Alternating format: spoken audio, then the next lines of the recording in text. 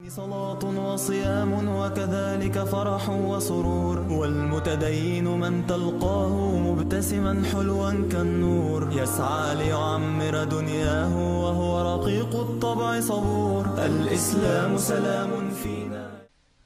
السلام عليكم ورحمة الله وبركاته. بسم الله الرحمن الرحيم. الحمد لله رب العالمين والصلاة والسلام على أشرف الأنبياء والمرسلين. ബഹുമാന്യരായ സഹോദരങ്ങളെ, സഹോദരികളെ, രക്ഷിതാക്കളെ, വിശുദ്ധ ഖുർആനിൻ്റെ ഓരോ ജുസുകളും പിന്നിട്ടുകൊണ്ട് 15-ാമത്തെ ജുസിലാണ് നമ്മൾ എത്തി നിൽക്കുന്നത്. സ്വാഭാവികമായും നമുക്ക് മനസ്സിലാവുന്നത് പോലെ തന്നെ വിശുദ്ധ ഖുർആനിൽ പരാമർശിച്ചിട്ടുള്ള ഒട്ടുമിക്ക വിഷയങ്ങളും കഴിഞ്ഞ ജുസുകളിലൂടെ പരാമർശിച്ച് വന്നിട്ടുണ്ടാകും എന്നുള്ളത് യാഥാർത്ഥ്യമാണ്. കാരണം വിശുദ്ധ ഖുർആനിൻ്റെ ഒരു ശൈലി നമുക്കറിയാവുന്നതാണ്.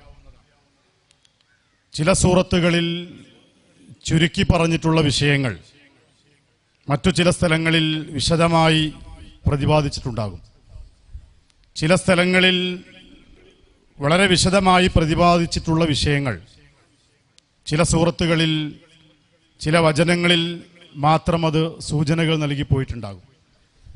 അതുകൊണ്ട് തന്നെ 15-ാം ജുസിലെ വിഷയങ്ങളെക്കുറിച്ച് നമ്മൾ ചർച്ച ചെയ്യുമ്പോൾ സ്വാഭാവികമായും കഴിഞ്ഞ 14 ജുസുകളിലൂടെ കടന്നു വന്നിരിക്കുന്ന ഒട്ടുമിക്ക വിഷയങ്ങളിലും അതിൽ പരാമർശിച്ചിട്ടുണ്ടാകും എന്നൊരു ഞാൻ മനസ്സിലാക്കുകയാണ്. എന്നാൽ പ്രസക്തമായ ഭാഗങ്ങൾ അവതരിപ്പിക്കാം എന്ന് വെച്ചാൽ വിശുദ്ധ ഖുർആനിൽ അപ്രസക്തമായ വാക്കുകളോ ആയത്തുകളോ വചനങ്ങളോ ഇല്ല എന്നത് ഒരു യാഥാർത്ഥ്യമാണല്ലോ. വിശുദ്ധ ഖുർആനിലെ ഓരോ കലിമത്തുകൾക്ക് പോലും അതിൻ്റേതായ സ്ഥാനവും ആശയവും വ്യാഖ്യാനങ്ങളും ഉണ്ട് എന്ന് നമുക്കറിയാം. അതുകൊണ്ട് തന്നെ 15-ാമത്തെ ജുസിലെ ഏതാനും ചില വിഷയങ്ങൾ നമ്മുടെ ശ്രദ്ധയിലേക്ക് കൊണ്ടുവരിക എന്നതാണ് ഞാൻ ഉദ്ദേശിക്കുന്നത്. 15-ാമത്തെ ജുസ് ആരംഭിക്കുന്നത് സൂറത്തുൽ ഇസ്രാ പൂർണ്ണമായും സൂറത്തുൽ കഹ്ഫിലെ 74 വചനങ്ങളും ഉൾക്കൊള്ളുന്നതാണ് 15-ാമത്തെ ജുസ്. 15-ാമത്തെ ജുസിൽ 185 വചനങ്ങളാണ് വരുന്നത്. ഈ ജുസിന്റെ ഒരു പ്രത്യേകത, സൂറത്തിന്റെ ആദ്യ വചനങ്ങൾ കൊണ്ട് ആരംഭിക്കുന്ന 7 ജുസുകളാണുള്ളത്. 15-ാമത്തെ ജുസ് അതിൽ ആദ്യത്തേതാണ്. ജുസ് 15, 17, 18, 26, 28, 29, 30 ഈ 7 ജുസുകൾ ഒരു സൂറത്തിന്റെ ആദ്യ വചനങ്ങളിലൂടെ ആരംഭിക്കുന്ന ജുസുകളാണ് എന്ന ഒരു പ്രത്യേകത കൂടിയുണ്ട്. ഈ ജുസിൽ വരുന്ന സൂറത്തുൽ ഇസ്രായിലെ 107-ാമത്തെ ആയത്ത് തിലാവത്തിന്റെ സുജൂദ് വരുന്ന ഒരു ആയത്ത് കൂടിയാണ് എന്ന ഒരു പ്രത്യേകത കൂടി ഉണ്ട്. വിശുദ്ധ ഖുർആനിലെ 17-ാമത്തെ അധ്യായമാണ് സൂറത്തുൽ ഇസ്രാ. അൽ ഇസ്രാ എന്ന വാക്കിന്റെ അർത്ഥം രാപ്രയാണം എന്നതാണ്. പ്രവാചകൻ സല്ലല്ലാഹു അലൈഹി വസല്ലം മക്കയിൽ നിന്ന് ബൈത്തുൽ മുഖദ്ദസിലേക്ക് നടത്തിയിട്ടുള്ള യാത്രയെ പരാമർശിക്കുന്ന വചനങ്ങൾ ഉൾക്കൊള്ളുന്നു എന്നതുകൊണ്ടാണ് ഈ സൂറത്തിന് സൂറത്തുൽ ഇസ്രാ എന്ന പേര് വന്നിട്ടുള്ളത്. ബനു ഇസ്രായേൽ സന്തതികളെക്കുറിച്ച് അവരുടെ ചരിത്രങ്ങളെക്കുറിച്ച് വിവരിക്കുന്നത് കൊണ്ട് ബനു ഇസ്രായേൽ എന്ന ഒരു പേര് കൂടി ഈ സൂറത്തിനുണ്ട്. സൂറത്തു സുബ്ഹാന എന്ന പേരും ഈ സൂറത്തിനുണ്ട്. ഈ സൂറത്ത് ആരംഭിക്കുന്നത് സുബ്ഹാനല്ലദീ അസ്റാ ബി അബ്ദിഹി എന്ന് തുടങ്ങുന്ന വചനം കൊണ്ടാണ്. ആ തസ്ബീഹ് കൊണ്ട് തുടങ്ങുന്ന ഒരു വചനം, ഒരു സൂറത്ത്, അതുകൊണ്ട് അതിന് സൂറത്ത് സുബ്ഹാന എന്ന പേരിലും അറിയപ്പെടുന്നുണ്ട്. വിശുദ്ധ ഖുർആനിൽ അധ്യായങ്ങൾ എണ്ണി വരുമ്പോൾ 17-ാമത്തെ അധ്യായമാണെങ്കിലും അവതരണത്തിന്റെ ക്രമം നോക്കുമ്പോൾ 50-ാമത്തെ അധ്യായമായിക്കൊണ്ടാണ് രേഖപ്പെടുത്തിയിട്ടുള്ളത്. മക്കയിൽ അവതരിച്ച ഒരു അധ്യായമാണ്. എന്നാൽ സൂറത്തുൽ ഇസ്രായിലെ ചില വചനങ്ങൾ മദീനയിൽ അവതരിച്ചതാണ് എന്ന അഭിപ്രായവും ഉണ്ട്. പ്രവാചകൻ സല്ലല്ലാഹു അലൈഹി വസല്ലമയുടെ ഹിജ്റയ്ക്ക് തൊട്ട് മുമ്പിലായിക്കൊണ്ട് അവതരിപ്പിച്ചിരിക്കുന്ന ഒരു സൂറത്താണ് സൂറത്തുൽ ഇസ്രാ. നമ്മൾ മനസ്സിലാക്കുന്നത് പോലെ തന്നെ വിശുദ്ധ ഖുർആനിലെ 17-ാമത്തെ അധ്യായം സൂറത്തുൽ ഇസ്രായിലെ 107-ാമത്തെ വചനത്തിൽ തിലാവത്തിന്റെ സുജൂദ് ചെയ്യേണ്ട ഒരു വചനം കൂടി ഉൾക്കൊള്ളുന്നു എന്നതും ഈ സൂറത്തിന്റെ ഒരു പ്രത്യേകതയാണ്. മഹദി ആയിഷ റളിയല്ലാഹു അൻഹ റിപ്പോർട്ട് ചെയ്തൊരു ഹദീസിൽ കാണാം, റസൂലുള്ളാഹി സ്വല്ലല്ലാഹു അലൈഹി വസല്ലം സൂറത്തുൽ ഇസ്രാ, സൂറത്തു സുമർ, ഈ 2 സൂറത്തുകൾ പാരായണം ചെയ്യാതെ ഉറങ്ങാറുണ്ടായിരുന്നില്ല എന്ന് രേഖപ്പെടുത്തിയതായി കാണാം. അതുപോലെ തന്നെ ഇബ്നു അബ്ബാസ് റളിയല്ലാഹു അൻഹു ഈ സൂറത്തിനെ കുറിച്ച് പരാമർശിച്ചിട്ടുള്ളത് തൗറാത്ത് മുഴുവനും സൂറത്തുൽ ഇസ്രായിലെ 15 വചനങ്ങളിൽ ഉൾക്കൊള്ളുന്നു എന്നതാണ്. ഇത്രമാത്രം പ്രത്യേകതയുള്ള ഒരു അധ്യായമാണ് സൂറത്തുൽ ഇസ്രാ. നമുക്കറിയാം, പ്രവാചകൻ സല്ലല്ലാഹു അലൈഹി വസല്ലമയുടെ പ്രവാചകത്വത്തിനുള്ള ഒരു ദൃഷ്ടാന്തമായി, അമാനുഷികതയായി പ്രവാചകന്റെ ജീവിതത്തിൽ നടന്നിരിക്കുന്ന ഒരു സംഭവമാണ് ഇസ്രാ മിഅ്റാജ് യാത്ര. ഇസ്രാ മിഅ്റാജ് യാത്രയെക്കുറിച്ചുള്ള പൂർണ്ണ വിവരണങ്ങൾ നമുക്ക് ലഭിക്കുന്നത് റസൂലുള്ളാഹി സ്വല്ലല്ലാഹു അലൈഹി വസല്ലമയിൽ നിന്ന് റിപ്പോർട്ട് ചെയ്യപ്പെട്ടിട്ടുള്ള ഹദീസുകളിൽ നിന്നാണ്. പ്രവാചകൻ സല്ലല്ലാഹു അലൈഹി വസല്ലമയുടെ മിഅ്റാജ് യാത്ര മക്കയിൽ നിന്ന് ബൈത്തുൽ മുഖദ്ദസ് വരെ നടത്തിയിരിക്കുന്ന യാത്രയാണ് ഇസ്രാ എന്ന് പറയുന്നത്. ബൈത്തുൽ മുഖദ്ദസിൽ നിന്ന് 7 ആകാശത്തിലേക്ക് യാത്ര ചെയ്ത് തിരിച്ചു വന്ന് പ്രവാചകന്റെ ആ 2 യാത്രകളാണ് ഇസ്രാ മിഅ്റാജ് യാത്രകൾ എന്ന് പറയുന്നത്. മിഅ്റാജ് യാത്രയെക്കുറിച്ച് സൂറത്തുൻ നജ്മിലെ 13 മുതൽ 18 വരെയുള്ള ആയത്തുകളിൽ പരാമർശിച്ചതായി നമുക്ക് കാണുവാൻ സാധിക്കുന്നതാണ്. നമുക്കെല്ലാം അറിയാവുന്നതുപോലെ മഹാനായ അബൂബക്കർ സിദ്ദീഖ് റളിയല്ലാഹു അൻഹു, അദ്ദേഹത്തിന് സിദ്ദീഖുൽ അക്ബർ എന്ന പേര് വരാനുണ്ടായ കാരണം റസൂലുള്ളാഹി സ്വല്ലല്ലാഹു അലൈഹി വസല്ലമയുടെ ജീവിതത്തിൽ നടന്ന ഇസ്രാ മിഅ്റാജ് യാത്രയുമായി ബന്ധപ്പെട്ടുകൊണ്ടാണ് എന്ന് പറയപ്പെടുന്ന ചരിത്രം നമുക്കറിയാവുന്നതാണ്. കൂടുതൽ അതിലേക്ക് ഞാൻ പോകുന്നില്ല. അതുപോലെ തന്നെ പ്രവാചകൻ സല്ലല്ലാഹു അലൈഹി വസല്ലമയുടെ ഇസ്രാ മിഅ്റാജ് യാത്രയുമായി ബന്ധപ്പെട്ടുകൊണ്ട് നടന്നിരിക്കുന്ന ഒട്ടനേകം സംഭവങ്ങൾ, നമസ്കാരം നിർബന്ധമാക്കിയതുമായി ബന്ധപ്പെട്ടത്, പൂർവികരായ പ്രവാചകന്മാരുമായി പ്രവാചകൻ സല്ലല്ലാഹു അലൈഹി വസല്ലം നടത്തിയിരിക്കുന്ന സംഭാഷണങ്ങൾ, ഇതൊക്കെ തന്നെയും ഹദീസുകളിലൂടെ കൃത്യമായി നമുക്ക് മനസ്സിലാക്കാൻ സാധിക്കുന്നതാണ്. വിശുദ്ധ ഖുർആനിലൂടെ സൂറത്തുൽ ഇസ്രായിലെ വചനങ്ങളിൽ അത് വിശദീകരിക്കുകയും ചെയ്യുന്നുണ്ട്. മൂസാ നബി അലൈഹി സ്വലാത്തു വസ്സലാമയ്ക്ക് വേദഗ്രന്ഥം നൽകിയത് ബനൂ ഇസ്രായേലിനെ സംസ്കരിക്കുന്നതിനും അള്ളാഹുലേക്ക് ക്ഷണിക്കുന്നതിനും വേണ്ടി വേദഗ്രന്ഥം അവതരിപ്പിച്ചു എന്നതും വിശുദ്ധ ഖുർആൻ അവതരിപ്പിച്ചു എന്നതും ഒരു അനുഗ്രഹമായി ഈ സൂറത്തിലൂടെ അള്ളാഹു സൂചിപ്പിക്കുന്നുണ്ട്. അതുപോലെ തന്നെ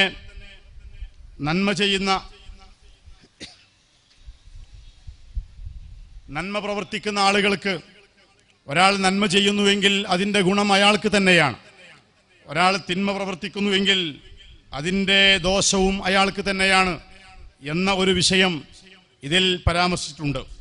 ഇൻ അഹ്സൻതും അഹ്സൻതും ലി അൻഫുസിക്കും വഇൻ അസഅതും ഫലഹ എന്നുള്ള ആയത്തിലൂടെ കൃത്യമായി അല്ലാഹു അത് സൂചിപ്പിക്കുന്നുണ്ട്. ബനു ഇസ്രായേലിന്റെ നന്ദികേടും ധിക്കാരവും അഹങ്കാരവും അതിനുള്ള അനന്തരഫലങ്ങളും അവർ അനുഭവിച്ചിട്ടുള്ള ശിക്ഷാ നടപടികളെക്കുറിച്ചുമൊക്കെ ഈ സൂറത്തിലൂടെ അള്ളാഹു സൂചിപ്പിക്കുന്നുണ്ട്.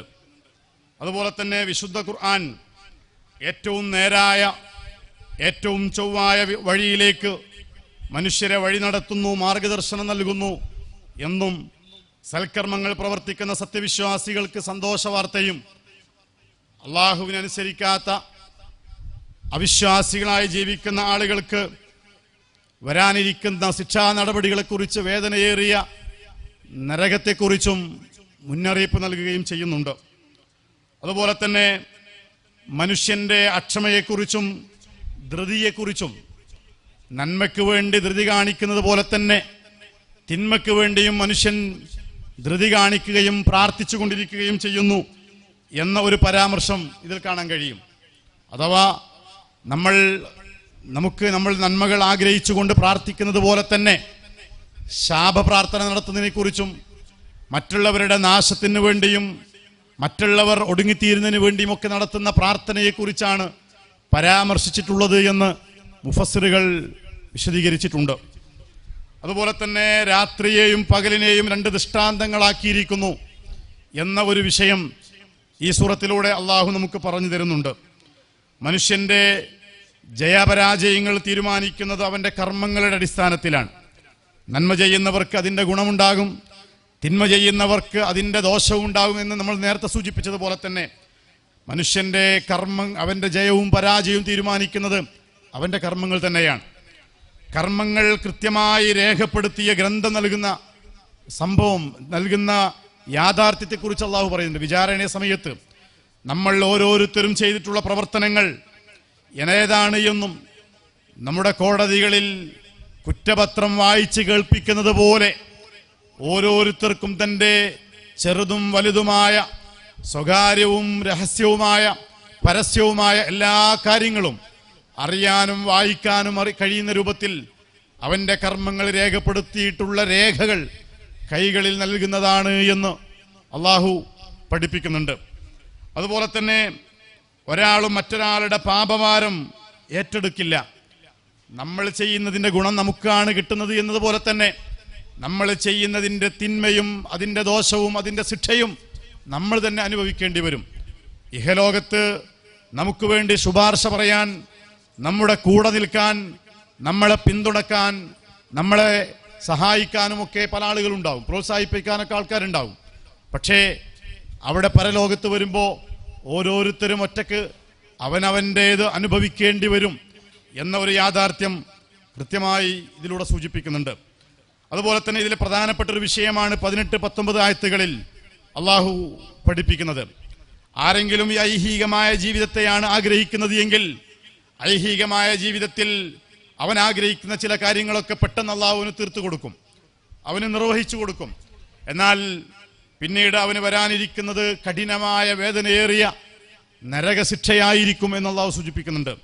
അതിനെ തൊട്ടായത്തിൽ അള്ളാഹു പറയും, വമൻ അറാദൽ ആഖിറ വസഅലഹാ സഅയഹാ വഹുവ മുഅ്മിൻ. ആരെങ്കിലും പരലോകത്തെ ആഗ്രഹിച്ചുകൊണ്ട് വിശ്വാസത്തോടുകൂടി പരിശ്രമിക്കേണ്ട രൂപത്തിൽ പരിശ്രമിക്കുന്നുവെങ്കിൽ അത്തരം ആളുകളുടെ പരിശ്രമങ്ങൾ സ്തുത്യർഹമായിരിക്കുമെന്നും പ്രയോജനകരമായിരിക്കുമെന്നും അള്ളാഹു സൂചിപ്പിക്കുന്നുണ്ട്.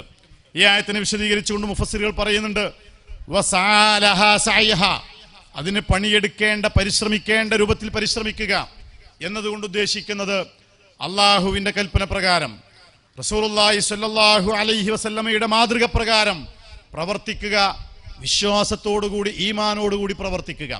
അത്തരം ആളുകളുടെ പ്രവർത്തനങ്ങളെ അള്ളാഹുവിന്റെ പരലോകത്ത് ഉപകരിക്കുകയുള്ളൂ, പ്രയോജനപ്പെടുകയുള്ളൂ എന്ന ഒരു കാര്യം ഈ സൂറത്തിലൂടെ അള്ളാഹു സൂചിപ്പിക്കുന്നുണ്ട്. അതുപോലെ തന്നെ അള്ളാഹുവിൽ പങ്കുചേർക്കുന്നതുമായി ബന്ധപ്പെട്ടുകൊണ്ട് അള്ളാഹുവിന്റെ പ്രവാചകനെ വിളിച്ചുകൊണ്ട് പറയുന്നുണ്ട്, പ്രവാചകരെ, നിങ്ങളുടെ ജീവിതത്തിലാണ് ശിർക്ക് വന്നു പോകുന്നത് എങ്കിൽ ആക്ഷേപിക്കപ്പെട്ടവനും അതുപോലെ തന്നെ കൈവെടിയപ്പെട്ടവനുമായി ഒരു സഹായമില്ലാത്ത അവസ്ഥയിലേക്ക് നിങ്ങൾ ആയിപ്പോകും. അള്ളാഹുവിനെ മാത്രം ആരാധിക്കുക, മാതാപിതാക്കളെ നന്മ ചെയ്യുക, എന്ന നമുക്കറിയാവുന്ന വഖളാ റബ്ബുക അല്ലാ തഅബുദു ഇല്ലാ ഇയ്യാഹു വബിൽ വാലിദൈനി ഇഹ്സാന, നമുക്കെല്ലാവർക്കും സുപരിചിതമായ വചനമാണ്. ആ ആയത്ത് ഈ സൂറത്തിലാണ് വരുന്നത്. നിങ്ങൾ അള്ളാഹുവിനെ മാത്രം ആരാധിക്കുക എന്നതിൻ്റെ കൂടെ ചേർത്ത് പറഞ്ഞൊരു വിഷയമാണ് നിങ്ങൾ മാതാപിതാക്കൾക്ക് നന്മ ചെയ്യണം, മാതാപിതാക്കളെ പരിഗണിക്കണം, മാതാപിതാക്കളെ പരിപാലിക്കണം. ആ ആയത്തിൽ 4-5 കാര്യങ്ങൾ അള്ളാഹു എണ്ണി പറയുന്നുണ്ട്. അവരോട് നിങ്ങൾ നീരസത്തിൻ്റെ ഒരു വാക്ക് പോലും പറയരുത്, അവരോട് നിങ്ങൾ കയർത്ത് സംസാരിക്കരുത്, അവരോട് മാന്യമായി സംസാരിക്കണം, എളിമയുടെയും കാരുണ്യത്തിൻ്റെയും ചിറകുകൾ നിങ്ങൾ അവർക്ക് വേണ്ടി താഴ്ത്തി കൊടുക്കുക, അവർക്ക് വേണ്ടി അള്ളാഹുവിനോട് കാരുണ്യത്തിന് വേണ്ടി പ്രാർത്ഥിക്കുക എന്ന് മാതാപിതാക്കളോടുള്ള ബാധ്യതകളെക്കുറിച്ച് ആയത്തിലൂടെ അള്ളാഹു സൂചിപ്പിക്കുന്നുണ്ട്. അതുപോലെ തന്നെ കുടുംബ ബന്ധമുള്ളവനും സാധുക്കളായ ആളുകൾക്കും വഴിയിൽ ബുദ്ധിമുട്ടുന്ന ആളുകൾക്കും അവരുടെ അവകാശങ്ങൾ നിങ്ങൾ നൽകണം. അവരെ സഹായിക്കുക എന്നത് നമ്മുടെ ഔദാര്യമല്ല, അവരുടെ അവകാശമായിക്കൊണ്ട് അള്ളാഹു പഠിപ്പിക്കുകയാണ്. പിശുക്ക് കാണിക്കാൻ പാടില്ല, ധൂർത്ത് പാടില്ല, പിശുക്ക് പാടില്ല, ധൂർത്ത് പാടില്ല എന്ന് ചേർത്ത് പറഞ്ഞിരിക്കുകയാണ്. ആവശ്യത്തിന് ചെലവഴിക്കാതിരിക്കുക എന്നതാണല്ലോ പിശുക്ക് എന്ന് പറയുന്നത്. ധൂർത്ത് എന്നത് അനാവശ്യമായ കാര്യങ്ങൾ ചിലവഴിക്കുക, ആവശ്യത്തിൽ അധികം ചിലവഴിക്കുക, ഇതിനെയാണ് ധൂർത്ത് എന്ന് പറയുന്നത്. ഇത് രണ്ടിനെയും വിലക്കിക്കൊണ്ടുള്ള ഉപദേശങ്ങൾ ഈ സൂറത്തിൽ വരുന്നുണ്ട്. അതുപോലെ തന്നെ ദാരിദ്ര്യത്തെ ഭയന്നുകൊണ്ട് നിങ്ങളുടെ കുട്ടികളെ നിങ്ങൾ കൊന്നുകളയാൻ പാടില്ല. നമ്മൾ വിശദീകരിക്കേണ്ട ആവശ്യമില്ലല്ലോ. നിങ്ങൾക്കും എല്ലാവർക്കും അന്നം നൽകുന്നത്, ഭക്ഷണം നൽകുന്നത് ഞാനാണ്. അതുകൊണ്ട് ഭക്ഷണം കിട്ടാതെ പോകുമോ, പട്ടിണി കിടക്കേണ്ടി വരുമോ, അവരെ വളർത്താൻ ഞാൻ ബുദ്ധിമുട്ടേണ്ടി വരുമോ എന്ന് പേടിച്ചുകൊണ്ട് ഭ്രൂണത്തിലാണെങ്കിലും ഗർഭാശയത്തിൽ വെച്ചുകൊണ്ടാണെങ്കിലും ഭ്രൂണാവസ്ഥയിലാണെങ്കിലും ജനിച്ചതിന് ശേഷമാണെങ്കിലും നിങ്ങൾ നിങ്ങളുടെ കുഞ്ഞുങ്ങളെ കൊന്നുകളയരുത് എന്ന് അള്ളാഹു വളരെ കൃത്യമായി ഇതിലൂടെ സൂചിപ്പിക്കുന്നുണ്ട്. അതുപോലെ തന്നെ 32 മുതൽ 35 വരെയുള്ള വചനങ്ങളിൽ നിങ്ങൾ വ്യഭിചാരത്തോട് അടുത്തു പോകരുത്, അതുപോലെ തന്നെ കൊലപാതകം ചെയ്യരുത്, അനാഥകളുടെ സ്വത്ത് നല്ല രൂപത്തിൽ കൈകാര്യം ചെയ്യണം, അനാഥകളായി അവരെ പ്രായപൂർത്തിയെത്തുന്നതുവരെയും അവരുടെ സമ്പത്ത് നിങ്ങൾ സംരക്ഷിക്കണം, അത് നല്ല രൂപത്തിൽ, അതിൽ കൈകടത്തൽ വരുത്താതെ, അതിൽ ഒരു രൂപത്തിലും അധാർമികതകൾ വരാതെ അവരുടെ പ്രായപൂർത്തിയെത്തുന്നതുവരെയും അത് സംരക്ഷിക്കുകയും അവർക്ക് സ്വന്തമായി ക്രയവിക്രയം നടത്താൻ കഴിയുന്നൊരു സമയം വരുമ്പോൾ അത് അവർക്ക് ഏൽപ്പിച്ചു കൊടുക്കുകയും ചെയ്യണം എന്ന് പഠിപ്പിക്കുന്നുണ്ട്. അളവിലും തൂക്കത്തിലും കൃത്രിമം കാണിക്കാൻ പാടില്ല. അളന്നു കൊടുക്കുമ്പോഴും അളന്നു വാങ്ങുമ്പോഴും ഇടപാടുകളിൽ കൃത്യമായി നീതി പാലിക്കണം എന്ന് അള്ളാഹു ഈ വചനത്തിലൂടെ സൂചിപ്പിക്കുന്നുണ്ട്. അതുപോലെ തന്നെ വളരെ പ്രസക്തമായ ഒരു കാര്യമാണ് 36-ാമത്തെ വചനത്തിൽ, വലാ തഖുഫു മാ ലൈസ ലക ബിഹി ഇൽമുൻ ഇന്ന സമഅ വൽ ബസറ വൽ ഫുആദ കുല്ലു ഉലൈക കാന അൻഹു മസ്ഊല. നിങ്ങൾ അറിവില്ലാത്ത ഒന്നിന്റെയും പിന്നാലെ പോകാൻ പാടില്ല. തീർച്ചയായും അള്ളാഹു നിങ്ങൾക്ക് മഹത്തായ അനുഗ്രഹങ്ങളായി കണ്ണ്, കാത്, ബുദ്ധി, ഹൃദയം നിങ്ങൾക്ക് നൽകിയിട്ടുണ്ട്.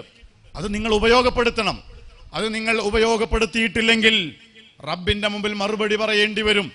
ഞങ്ങൾക്കറിയാത്തത് കൊണ്ടാണ്, ഞങ്ങൾക്ക് മനസ്സിലാകാത്തത് കൊണ്ടാണ് എന്നൊരു ആനുകൂല്യം നമുക്ക് ലഭിക്കുകയില്ല എന്ന് അള്ളാഹു സൂചിപ്പിക്കുകയാണ്. അതുപോലെ തന്നെ നിങ്ങൾ ഭൂമിയിൽ അഹങ്കരിച്ച് നടക്കാൻ പാടില്ല.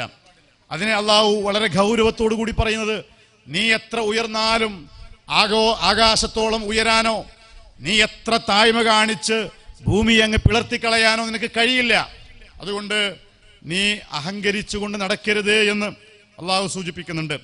7 ആകാശങ്ങളും ഭൂമിയും അതിലുള്ളതെല്ലാം അള്ളാഹുവിനെ സ്തുതിച്ചുകൊണ്ടിരിക്കുന്നു. അത് നിങ്ങൾ അറിയുന്നില്ലെങ്കിലും, നിങ്ങൾക്കത് മനസ്സിലാക്കാൻ കഴിയുന്നില്ലെങ്കിലും, അള്ളാഹുവിനെ സ്തുതിക്കാത്ത, വാഴ്ത്താത്ത, പുകഴ്ത്താത്ത ഒരു സൃഷ്ടിയും അള്ളാഹുവിന്റെ സൃഷ്ടികളുടെ കൂട്ടത്തിലില്ല. മനുഷ്യരെ കുറിച്ച് പറഞ്ഞ ഖുർആൻ പറഞ്ഞത് വകസീറുൻ മിനന്നാസ് എന്നാണ്. ജനങ്ങളിൽ ധാരാളം ആളുകളും, എന്നാൽ ജനങ്ങളിൽ മനുഷ്യരിൽ നിന്ന് മാത്രമാണ് ധിക്കാരം കാണിക്കുന്നവർ എന്ന് അള്ളാഹു സൂചിപ്പിക്കുകയാണ്. മനുഷ്യനെ അള്ളാഹു ആദരിച്ചിരിക്കുന്നു. മറ്റു ജീവജാലങ്ങളിൽ നിന്ന്, സൃഷ്ടിജാലങ്ങളിൽ നിന്ന് ധാരാളം പ്രത്യേകതകളും സവിശേഷതകളും നൽകി അള്ളാഹു ആദരിച്ചിരിക്കുന്ന സൃഷ്ടിവർഗമാണ് മനുഷ്യൻ എന്ന് അള്ളാഹു സൂചിപ്പിക്കുന്നുണ്ട്. അതുപോലെ തന്നെ എല്ലാ മനുഷ്യരെയും അവരുടെ നേതാവ് സഹിതം നാളെ പരലോകത്ത് ഒരുമിച്ച് കൂട്ടും എന്ന് അള്ളാഹു സൂചിപ്പിക്കുന്നുണ്ട്. നേരത്തെ പറഞ്ഞതുപോലെ അങ്ങനെ വിചാരണയ്ക്ക് വേണ്ടി ഒരുമിച്ച് കൂട്ടുമ്പോൾ നമ്മുടെ കർമ്മങ്ങൾ രേഖപ്പെടുത്തിയിട്ടുള്ള ഗ്രന്ഥം നൽകുകയും അത് നമ്മൾ ഓരോരുത്തരും വായിച്ചു നോക്കുകയും വിലപിക്കുകയും ചെയ്യുന്ന സന്ദർഭമുണ്ട് എന്ന് അള്ളാഹു സൂചിപ്പിക്കുന്നുണ്ട്. അതുപോലെ തന്നെ പ്രവാചകൻ സല്ലല്ലാഹു അലൈഹി വസല്ലമയെ വിളിച്ചുകൊണ്ട് പറയുന്നുണ്ട്, സന്മാർഗത്തിൽ ഉറച്ചു നിൽക്കുന്നു എന്നത് അള്ളാഹു നൽകിയിട്ടുള്ള ഒരു അനുഗ്രഹമാണ്. അള്ളാഹുവിൻ്റെ അനുഗ്രഹമില്ലായിരുന്നുവെങ്കിൽ നിങ്ങൾ ഈ സന്മാർഗത്തിൽ നിന്ന് തെറ്റിപ്പോകുമായിരുന്നു. അങ്ങനെ പ്രവാചകരെ നിങ്ങൾ തെറ്റിപ്പോവുകയായിരുന്നുവെങ്കിൽ ഇരട്ടി ശിക്ഷ നിങ്ങൾക്ക് ലഭിക്കുകയും ചെയ്യും. സാധാരണക്കാരായ ആളുകൾക്ക് ലഭിക്കുന്നതിനേക്കാൾ ഇരട്ടി ശിക്ഷ നിങ്ങൾക്ക് ലഭിക്കുകയും ചെയ്യുന്നതാണ് എന്ന് റസൂലുള്ളാഹി സ്വല്ലല്ലാഹു അലൈഹി വസല്ലമയെ കുറിച്ച് അള്ളാഹു പറയുന്നുണ്ട്. ഇതുപോലെയുള്ള പരാമർശങ്ങൾ ഹദീസുകളിൽ നമുക്ക് കാണാൻ കഴിയും. അതുപോലെ തന്നെ രാത്രി നമസ്കാരം നിലനിർത്തുന്നതിനെ കുറിച്ച്, രാത്രി നമസ്കാരത്തിലെ പ്രഭാത നമസ്കാരത്തിലെ ഖുർആൻ പാരായണത്തെക്കുറിച്ചുമൊക്കെ അതിൻ്റെ പുണ്യത്തെക്കുറിച്ചും പ്രത്യേകതയെക്കുറിച്ചും ഈ സൂറത്തിലൂടെ അള്ളാഹു വിശദീകരിക്കുന്നുണ്ട്. ബഹുദൈവ വിശ്വാസികൾക്കുള്ള അന്ത്യശാസനവും കനത്ത താക്കീതും ഈ സൂറത്തിലൂടെ അള്ളാഹു അവതരിപ്പിച്ചിട്ടുണ്ട്. വിശുദ്ധ ഖുർആനിൽ വിശ്വാസികൾക്ക് ശമനവും അനുഗ്രഹവുമുണ്ട്. അതിനുവേണ്ടി കൂടിയാണ് വിശുദ്ധ ഖുർആൻ അള്ളാഹു അവതരിപ്പിച്ചത് എന്ന് അള്ളാഹു പഠിപ്പിക്കുകയാണ്. നമ്മുടെ അറിവുകൾക്ക് പരിമിതികളുണ്ട്. നമ്മുടെ കണ്ണുകൾക്ക്, നമ്മുടെ കാതുകൾക്ക് നമുക്ക് മനസ്സിലാക്കാൻ കഴിയുന്നതിന് പരിമിതികളുണ്ട് എന്നൊരു യാഥാർത്ഥ്യം അള്ളാഹുവിൻ്റെ പ്രകൃതി പ്രതിഭാസങ്ങളെക്കുറിച്ച്, സൃഷ്ടി മാഹാത്മ്യങ്ങളെക്കുറിച്ച് പറഞ്ഞുകൊണ്ട് ഈ അധ്യായത്തിൽ അള്ളാഹു വിവരിക്കുന്നുണ്ട്. അതുപോലെ തന്നെ വിശുദ്ധ ഖുർആനുമായി ബന്ധപ്പെട്ടുകൊണ്ട് അള്ളാഹുവിൻ്റെ അടുക്കൽ നിന്ന് ലഭിക്കുന്ന വഹീനെ കുറിച്ച് പറഞ്ഞുകൊണ്ട് അള്ളാഹു പറയുന്നുണ്ട്, അള്ളാഹു വിചാരിക്കുകയാണ് എങ്കിൽ ഈ നൽകിയ സന്ദേശങ്ങൾ തിരിച്ചെടുക്കുമായിരുന്നു. അതുപോലെ തന്നെ മനുഷ്യരും ജിന്നും ഒരുമിച്ച് ചേർന്നാലും അവർ പരസ്പരം ഒരുമിച്ച് സഹായിച്ചാലും ഇതുപോലെ ഒരു ഗ്രന്ഥം കൊണ്ടുവരാൻ സാധ്യമല്ല എന്ന വിശുദ്ധ ഖുർആനിൻ്റെ ഇന്നും നിലനിൽക്കുന്ന ദൃഷ്ടാന്തമായ അമാനുഷികതയായി ഈ വെല്ലുവിളി നിലനിൽക്കുകയാണ്. ജനങ്ങൾക്ക് വേണ്ടി ധാരാളം ഉപമകൾ ഞാൻ ഈ ഖുർആനിൽ വിവരിച്ചിരിക്കുന്നു എന്ന് അള്ളാഹു പറയുന്നുണ്ട്. അത് ഖുർആനിൻ്റെ ഒരു ശൈലി കൂടിയാണല്ലോ. ഉപമകളിലൂടെ, കഥകളിലൂടെ, സംഭവങ്ങളിലൂടെ, ചരിത്രങ്ങളിലൂടെ, ഉപദേശങ്ങളിലൂടെ, നിർദ്ദേശങ്ങളിലൂടെ ധാരാളം കാര്യങ്ങൾ നമുക്ക് പറഞ്ഞു തരുന്നുണ്ട്. ആ ഒരു കാര്യം അള്ളാഹു ഇതിൽ വിശദീകരിച്ചു പറയുന്നുണ്ട്. അതുപോലെ തന്നെ സത്യനിഷേധികൾ നബിയെ വിശ്വസിക്കാൻ വേണ്ടി ധാരാളം നിബന്ധനകൾ വെച്ചു. ഞങ്ങൾക്ക് മലക്കുകളുടെ കൂട്ടത്തിൽ നിന്നൊരു ദൂതനെ അയച്ചുകൂടെ, ആകാശത്ത് നിന്നൊരു ഗ്രന്ഥം കൊണ്ടുവന്നു തന്നതുകൂടെ, ഈ ആകാശം ഞങ്ങളുടെ കൂടെ പിളർത്തി, ഇങ്ങനെ പല ചോദ്യങ്ങൾ അവർ ചോദിച്ചിട്ടുണ്ട്. അങ്ങനെ ചോദിക്കുന്ന സമയത്ത് അവർക്ക് നൽകേണ്ട മറുപടിയായി അള്ളാഹു ഖുർആനിലൂടെ പറഞ്ഞു, ഞാൻ ഒരു സാധാരണ മനുഷ്യനല്ലയോ എന്നാണ്. ഞാൻ അള്ളാഹുവിൻ്റെ ദൂതനായ ഒരു മനുഷ്യൻ മാത്രമാകുന്നു എന്ന് അള്ളാഹു പ്രവാചകനെ കുറിച്ച് സൂചിപ്പിക്കുന്നുണ്ട്. ഈ ഇഹലോകത്ത് നമ്മ മനുഷ്യരുടെ പോലെ തന്നെ ഒരു സാമൂഹ്യ ജീവിതം നയിക്കുന്ന ഒരു വർഗമായി മലക്കുകൾ ഉണ്ടായിരുന്നുവെങ്കിൽ മലക്കുകളുടെ കൂട്ടത്തിൽ നിന്നൊരു ദൂതനെ മലക്കുകളിലേക്ക് അയക്കുമായിരുന്നു. അഥവാ മനുഷ്യരുടെ കൂട്ടത്തിലേക്ക് മലക്കുകളെ അയക്കുക എന്നത് പ്രായോഗികമല്ല എന്നൊരു തത്വം, ഒരു കാര്യം ഈ സൂറത്തിലൂടെ അള്ളാഹു വിശദീകരിക്കുന്നുണ്ട്. മുസാ നബി അലൈഹി സ്വലാത്തു വസ്സലാമയ്ക്ക് നൽകിയ 9 ദൃഷ്ടാന്തങ്ങൾ നൽകി എന്നത് വിശദീകരിക്കുന്നുണ്ട്. മുസാ നബി അലൈഹി സ്വലാത്തു വസ്സലാമയ്ക്ക് ലഭിച്ചിരിക്കുന്ന ഈ ദൃഷ്ടാന്തങ്ങൾ ഏതൊക്കെയാണ്? ഈ ആയത്തിൽ പറഞ്ഞത് തന്നെയാണോ, അതിനപ്പുറമുള്ളതുണ്ടോ എന്നതൊക്കെ അഭിപ്രായ വ്യത്യാസങ്ങളുണ്ട്. എങ്കിലും അദ്ദേഹത്തിന് നൽകിയിരിക്കുന്ന ആ നിർദ്ദേശങ്ങളെക്കുറിച്ച്, ദൃഷ്ടാന്തങ്ങളെക്കുറിച്ച് സൂചിപ്പിക്കുന്നുണ്ട്. അതുപോലെ തന്നെ അള്ളാഹുവിനെ ധിക്കരിക്കുകയും അഹങ്കരിച്ചുകൊണ്ട് ജീവിക്കുകയും ചെയ്തിരിക്കുന്ന ഫിർഔനെയും ഫിർഔനിൻ്റെ കൂട്ടരെയും അള്ളാഹു മുക്കി നശിപ്പിച്ചതിനെ കുറിച്ച് സൂചിപ്പിക്കുന്നുണ്ട്. നിങ്ങൾ പ്രാർത്ഥിക്കുന്ന സമയത്ത്, അള്ളാഹുവിനെ അഭിസംബോധന ചെയ്യുന്ന സമയത്ത് അള്ളാഹു എന്നോ റഹ്മാൻ എന്നോ നിങ്ങൾക്ക് വിളിക്കാവുന്നതാണ്. എല്ലാ നല്ല നാമങ്ങളും അള്ളാഹുവിനുള്ളതാണ് എന്ന് അള്ളാഹു സൂചിപ്പിച്ചുകൊണ്ട് ഏത് പേരുകൾ വിളിച്ചുകൊണ്ടും അള്ളാഹുവിൻ്റെ നാമങ്ങൾ വിളിച്ചുകൊണ്ട് നിങ്ങൾക്ക് പ്രാർത്ഥിക്കാവുന്നതാണ്. അങ്ങനെ പ്രാർത്ഥിക്കണമെന്ന് പ്രാർത്ഥനകളുടെ മര്യാദയായി റസൂലുള്ളാഹി സ്വല്ലല്ലാഹു അലൈഹി വസല്ലം പഠിപ്പിച്ചതായി ഹദീസുകളിലൂടെ നമുക്ക് കാണുവാനും കഴിയും. അതുപോലെ തന്നെ അള്ളാഹുവിന് മക്കളില്ല, അള്ളാഹുവിൻ്റെ അധികാരത്തിൽ പങ്കാളികളുമില്ല, അള്ളാഹുവിനെ നിങ്ങൾ പ്രകീർത്തിച്ചു കൊണ്ടിരിക്കുക എന്ന് പറഞ്ഞുകൊണ്ടാണ് അള്ളാഹു ഈ അധ്യായം അവസാനിപ്പിച്ചിട്ടുള്ളത്. ഇതാണ് വിശുദ്ധ ഖുർആനിലെ 15-ാമത്തെ ജുസിൽ വരുന്ന ഒന്നാമത്തെ ഭാഗമായി വരുന്ന 17-ാമത്തെ അധ്യായം സൂറത്തുൽ ഇസ്രാ. സൂറത്തുൽ ഇസ്രാ പൂർണ്ണമായും 15-ാമത്തെ ജുസിൽ വരുന്നതാണ്. പിന്നീട് സൂറത്തുൽ കഹ്ഫിലെ 74 ആയത്തുകൾ വരെയാണ് വരുന്നത്. സൂറത്തുൽ കഹ്ഫ് നമ്മൾക്കറിയാവുന്നതുപോലെ വിശുദ്ധ ഖുർആനിലെ 18-ാമത്തെ അധ്യായമാണ്. മക്കയിൽ അവതരിച്ചിട്ടുള്ള ഒരു അധ്യായമാണ്. റസൂലുള്ളാഹി സ്വല്ലല്ലാഹു അലൈഹി വസല്ലമയുടെ ഹിജ്റയ്ക്ക് തൊട്ട് മുമ്പിലായിക്കൊണ്ട് അവസാനിച്ചിട്ടുള്ള അധ്യായമാണ്. 110 വചനങ്ങളാണ് ഇതിലുള്ളത്. കഹ്ഫ് എന്ന് പറഞ്ഞാൽ ഗുഹ എന്നാണ് അർത്ഥം. ഒരു പറ്റം വിശ്വാസികളായ യുവാക്കൾ അവരുടെ വിശ്വാസ സ്വാതന്ത്ര്യത്തിന് വേണ്ടി, ആദർശ ജീവിതം നയിക്കുന്നതിന് വേണ്ടി നാട് വിടുകയും ഗുഹയിൽ അഭയം പ്രാപിക്കുകയും ചെയ്ത സംഭവം ഈ സൂറത്തിലെ 9 മുതൽ 26 വരെയുള്ള വചനങ്ങളിൽ വിശദീകരിക്കുന്നുണ്ട്. അതുകൊണ്ടാണ് ഈ സൂറത്തിന് സൂറത്തുൽ കഹ്ഫ് എന്ന പേര് വന്നിട്ടുള്ളത്. അസ്ഹാബുൽ കഹ്ഫ്, സൂറത്തു അസ്ഹാബുൽ കഹ്ഫ് എന്നും ഈ സൂറത്ത് അറിയപ്പെടുന്നുണ്ട്. പൂർണ്ണമായും ഒറ്റത്തവണ അവതരിച്ചിട്ടുള്ള സൂറത്തുകളിൽ ഒരു സൂറത്താണ് സൂറത്തുൽ കഹ്ഫ്.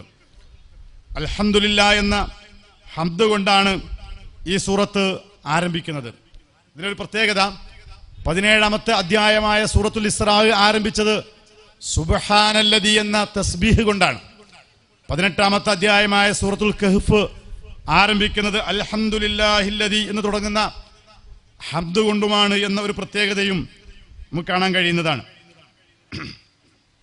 അൽഹംദുലില്ലാഹ് എന്ന തഹ്മീദ് കൊണ്ട് തുടങ്ങുന്ന 5 സൂറത്തുകളാണുള്ളത്. സൂറത്തുൽ ഫാത്തിഹ, സൂറത്തുൽ അൻആം, സൂറത്തുൽ സബ, സൂറത്തുൽ ഫാത്തിർ, അതുപോലെ തന്നെ സൂറത്തുൽ കഹ്ഫ്. ഈ 5 അധ്യായങ്ങളിൽ ഒരു അധ്യായമാണ് സൂറത്തുൽ കഹ്ഫ്. വിശുദ്ധ ഖുർആനിലെ 18-ാമത്തെ അധ്യായമാണെങ്കിലും അവതരണക്രമം കൊണ്ട് 68-ാമത്തെ അധ്യായമാണ് സൂറത്തുൽ കഹ്ഫ്. 17, 18 2 സൂറകളും ആശയതലത്തിൽ ഏകദേശം ഒരേ പ്രമേയങ്ങൾ അവതരിപ്പിച്ചിട്ടുള്ള അധ്യായങ്ങളാണ്.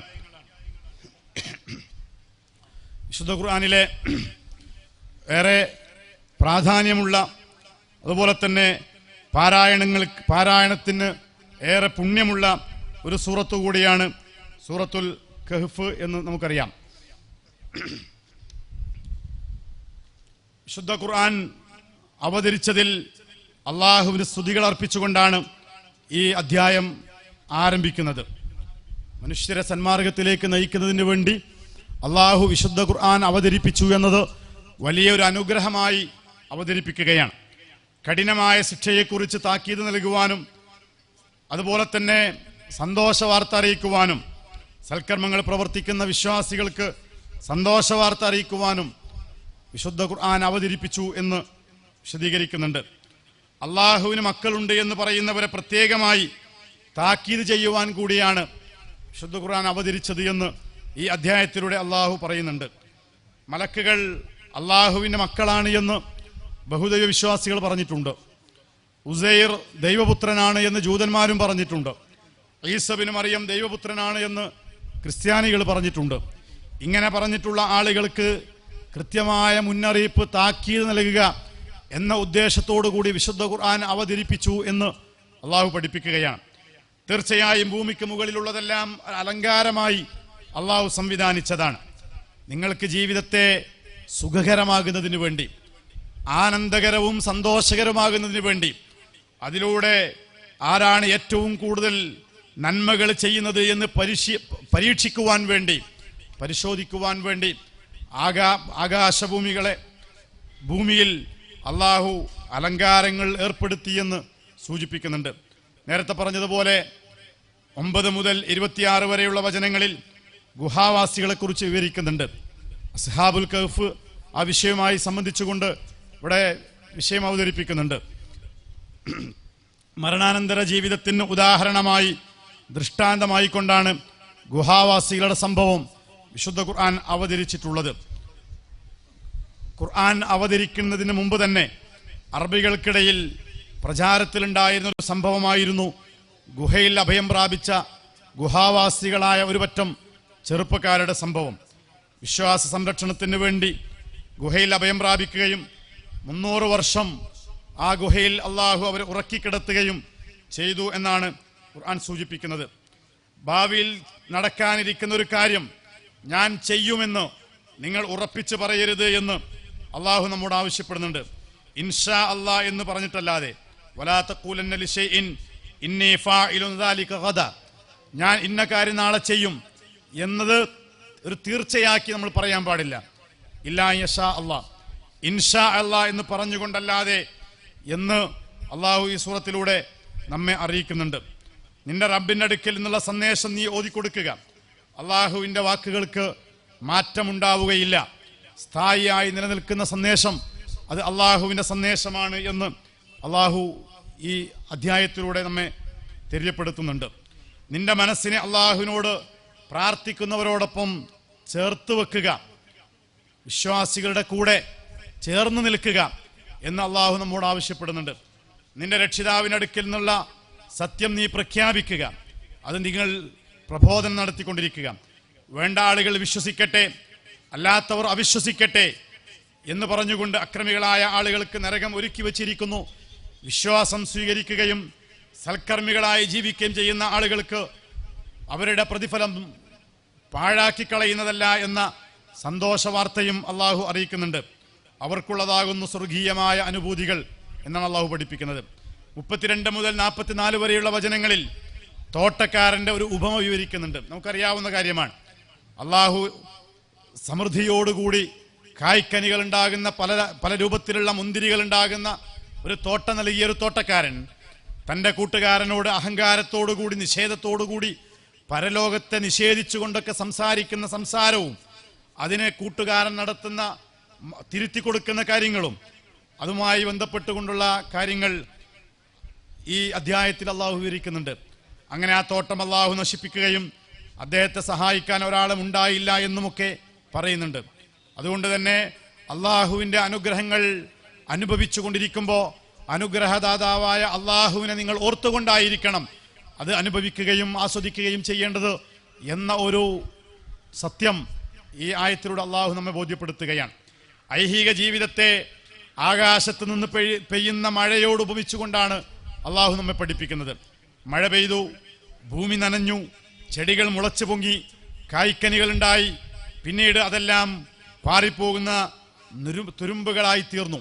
ഇതുപോലെയാണ് നമ്മുടെ ജീവിതവും എന്ന് നമ്മെ ഓർമ്മപ്പെടുത്തുകയും മരണാനന്തരം നമ്മെ ഒരുമിച്ച് കൂട്ടുകയും വിചാരണയുണ്ട് എന്ന ഒരു യാഥാർത്ഥ്യവും അള്ളാഹു നമ്മെ ബോധ്യപ്പെടുത്തുകയാണ്.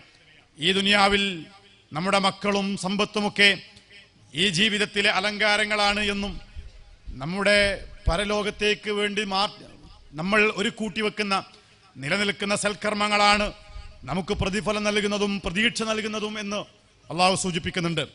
അന്ത്യനാളിനെ കുറിച്ചുള്ള പരാമർശങ്ങൾ മുഴുവൻ മനുഷ്യരെയും അണിയായി നിർത്തുന്ന ആ സംഭവത്തെക്കുറിച്ചുമൊക്കെ ആയത്തിലൂടെ വിശദീകരിക്കുന്നുണ്ട്.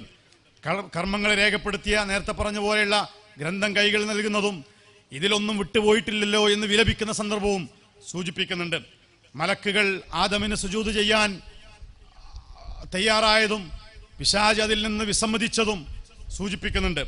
അങ്ങനെ മനുഷ്യന്റെ വർഗശത്രുവായ പ്രഖ്യാപിച്ചിരിക്കുന്ന ഇബിലീസിനെ നിങ്ങൾ രക്ഷാധികാരിയായി സ്വീകരിക്കുകയാണോ എന്ന ആക്ഷേപവും അള്ളാഹു ഉന്നയിക്കുന്നുണ്ട്. വിശുദ്ധ ഖുർആനിൽ ജനങ്ങൾക്ക് വേണ്ടി എല്ലാവിധത്തിലുള്ള ഉപമകളും ഉപദേശങ്ങളുമുണ്ട് എന്ന് സൂചിപ്പിക്കുന്നുണ്ട്. മനുഷ്യർ ധാരാളമായി തർക്കിക്കുകയും സത്യം ബോധ്യപ്പെട്ടാലും സ്വീകരിക്കാതിരിക്കാൻ ന്യായം കണ്ടെത്തുകയും ചെയ്യുന്നു എന്ന് സൂചിപ്പിക്കുന്നുണ്ട്. പ്രവാചകന്മാർ അവരുടെ നിയോഗത്തെക്കുറിച്ച് അവരുടെ നിയോഗം സന്തോഷവാർത്ത അറിയിക്കുന്നവരും അതുപോലെ തന്നെ താക്കീത് ചെയ്യുന്നവരുമായിക്കൊണ്ടാണ് നിയോഗിച്ചത് എന്ന കാര്യങ്ങളും ഈ സൂറത്തിലൂടെ പറഞ്ഞുകൊണ്ടാണ് അവസാനിപ്പിക്കുന്നത്. പിന്നീട് ഇതിൻ്റെ അവസാന ഭാഗത്തേക്ക് വരുമ്പോൾ മൂസാ നബി അലൈഹി സ്വലാത്തു വസ്സലാമയും ഖിളർ എന്ന പ്രവാചകൻ എന്നും മൂസാ നബി അലൈഹി സ്വലാത്തു വസ്സലാമയുടെ ഗുരുവായിരുന്നു എന്നും പറയുന്ന അവർ തമ്മിലുള്ള യാത്രയും സംഭാഷണങ്ങളും ഒക്കെ വിവരിച്ചുകൊണ്ടാണ് 74 മുതൽ 82 വരെയുള്ള ആയത്തുകൾ വിശദീകരിക്കുന്നത്. 74 വരെയാണ് ഈ ജുസുകൾ വരുന്നത്. ഇത്രയും വിഷയങ്ങളാണ് ഈ സൂറത്തുകളിലായി നിൽക്കുന്ന 15-ാമത്തെ ജുസിൽ സമ്പുഷ്ടമായി സജീവമായി വിശദമായി അള്ളാഹു വിശദീകരിച്ചിട്ടുള്ളത് എന്ന് കാണാൻ സാധിക്കും. നമ്മുടെ പഠനത്തിന് വായനക്ക് വിട്ടുതന്നുകൊണ്ട് ഞാൻ എൻ്റെ ഈ വാക്കുകൾ ഇവിടെ അവസാനിപ്പിക്കുകയാണ്. വാഹിർ ദഅ്വാനാ അൽഹംദുലില്ലാഹി റബ്ബിൽ ആലമീൻ. അസ്സലാമു അലൈക്കും വറഹ്മത്തുള്ളാഹി.